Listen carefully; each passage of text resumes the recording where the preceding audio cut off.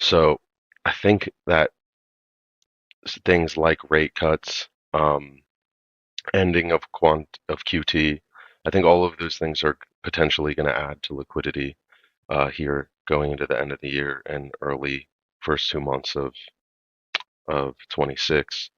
I think there's $8 trillion in money market right now. I think that as you get interest rates to start to fall closer to in line with inflation, investors are forced to other asset categories. Um, if you can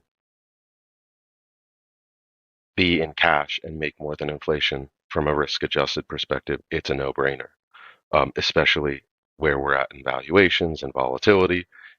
The risk adjusted metrics for cash are way better because they're above inflation right now, CPI, not necessarily PPI. But I think there's still room for cuts. Um, I'm ultimately bearish. I think I told Dan this, Dapper Dan in Prism, love Dapper, shout out.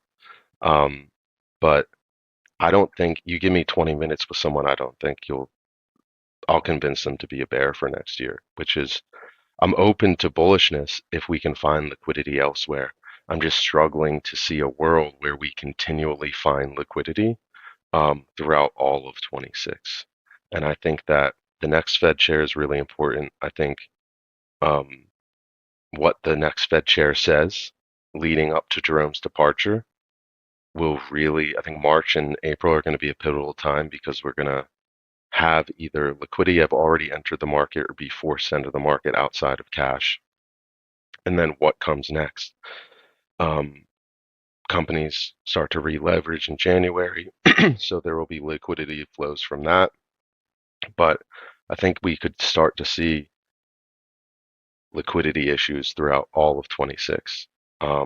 And I think that that will either come in March or April, or when the new Fed chair actually is in, they can keep cutting, God forbid. I know we all how we all feel about continually cutting, but I don't think they care.